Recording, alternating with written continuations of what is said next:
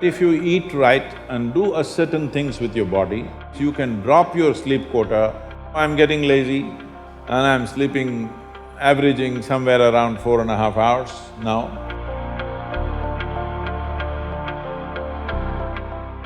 What type of food we should eat so that our life reaches its full potential for a college or a school-going student? So what kind of food? We must understand this. Food is not a religion, food is not a culture, food is just the fuel for this machine. Yes? There may be cultural aspects to the taste, there may be even religious tinge to the food over a period of time, but essentially food is fuel for this body.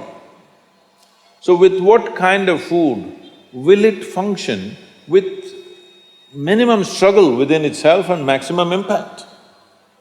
So suppose you buy a petrol car and pump diesel into it, it may still roll around but not at its optimum. Similarly, various foods you can eat and still somehow it functions. But those communities which have eaten with care, you can clearly see a distinct difference in the way they function, the levels of intelligence and whatever. So in India, we prescribed food for different people in different way. If you're doing menial jobs, you eat one way because you need physical muscle. If you're doing other kinds of trading and other kinds of activities, you eat another way. If you're a fighting class, you eat differently. And now if you're into education, spiritual process and subtler aspects of life, then you eat differently. If you're in education, one of the greatest challenges is to stay focused on something. The goddamn textbook, I'm sorry.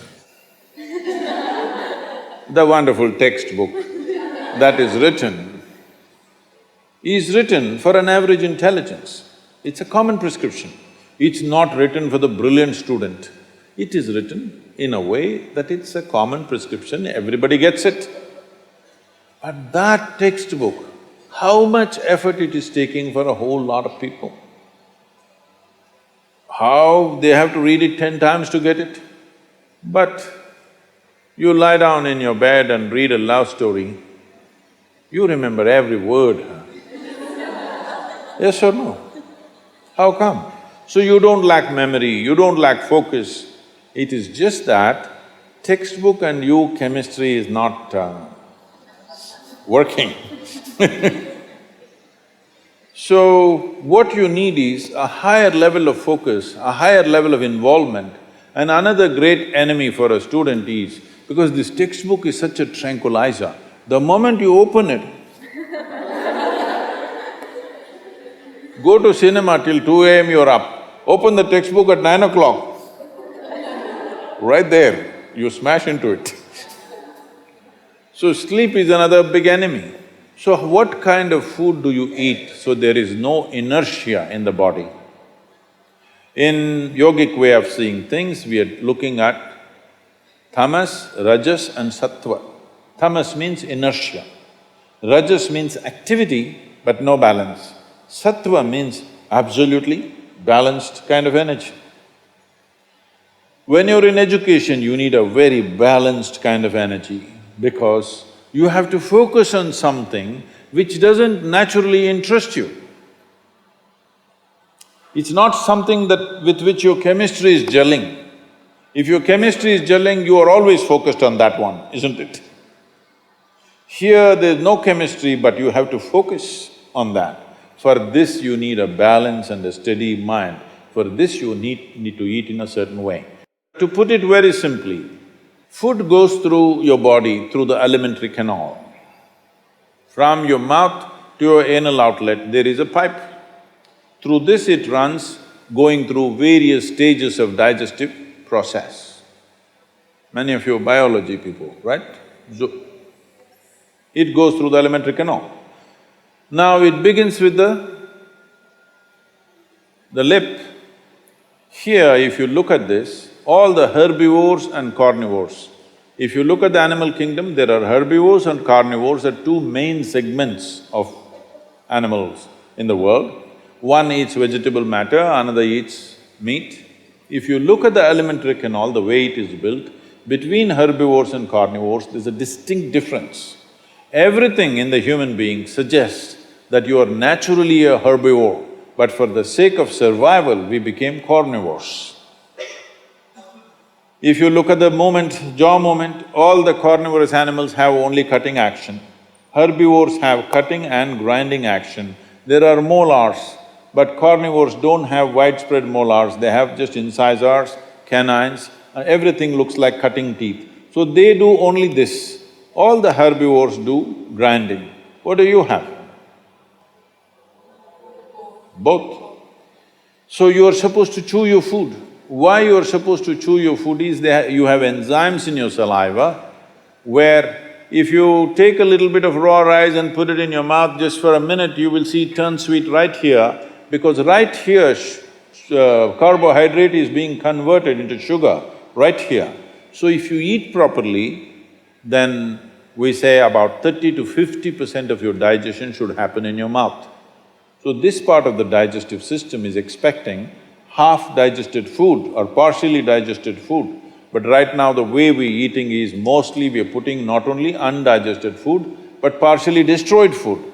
So the amount of food that you need to get the same amount of energy has increased. You are eating much more food than what you should eat to generate that much of energy. Because of that, there is inertia in the body, because it has to process so much more food than what it should, there is inertia. Once there is inertia, your sleep quota increases. How many hours do you sleep on? Hello? 8 hours. You're going by the prescription, huh? See, this is not that you must deny yourself sleep, that's not the point. But if you eat right and do a certain things with your body, you see very effortlessly, within 3 to 4 weeks, you can drop your sleep quota anywhere between 2 to 3 hours. 1.5 to 3 hours, very easily you can drop if you just eat consciously and just learn to sit properly, just the posture, your geometry of the body and what goes into the system. If you just manage these two things, you will see sleep quota will just come down like that. Just to tell you, for over 25 years, I have largely managed with an average of 2.5 hours to sleep. Now I'm getting lazy and I'm sleeping, averaging somewhere around 4.5 hours now, but 7 days of the week, okay? 365 days, non-stop, on, almost every day. My daughter didn't call me for a month. I asked, what the hell is the problem with you? Why are you not calling? She said, every 6 hours you're in the new city, what the hell I'm supposed to do? So I said, okay, which is true. In one day, sometimes we're doing 3 cities, so it's a non-stop activity. And today, many people around me have learned to do this.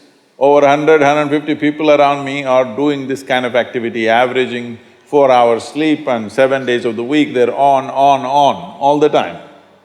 And they are not irritated, they are not frustrated, they're joyful and they're wonderful. Why this is this? There are many aspects to this, but one important aspect is food, how you eat. Not only what you eat, how you eat is also very important, because food is a live thing. One simple thing all you girls can do is just see various health issues and inertia issue, focus issue, just bring 40 to 50% of the food in its raw form, that means it's alive. It must be a live cell, it can be a vegetable, it can be a fruit, it can be a nut, it can be sprouted gram. At least 40 to 50%, the food that you eat must be alive. You eat dead food and you want to live, this is a little difficult thing to do, because you have to raise the dead now. But if you eat live food, one thing you will see is the state of your mind, your focus and your sleep quotas, and above all, staying awake is not good enough, you have to stay alert, isn't it? How alert you are, how focused you are, only to that extent everything yields to you in this world, isn't it so? What is the level of focus will determine whether the world yields to you or not, isn't it? And one more aspect of life, one more aspect of food is, when you consume something, it must be of a simple genetic code in the sense, it must be a very simple software. Vegetables, fruits, nuts, sprouts, they're very simple. More complicated means animal food becomes more and more complicated. Suppose you eat an animal which has some amount of emotion and a life of its own. Now the code in that… we were talking about this, your body is just an accumulation of memory, which means a certain software, isn't it? This is the most complex software. Human software is the most complex software on the planet of all the creatures. So if you eat an animal, particularly a mammal, if you eat, it has a similar kind of complexity, maybe not as complex as this, similar level of complexity because it has thought and emotion of its own. Now for you to break that code and integrate it into your system, you are not fully successful. So it will leave traces of certain qualities within you.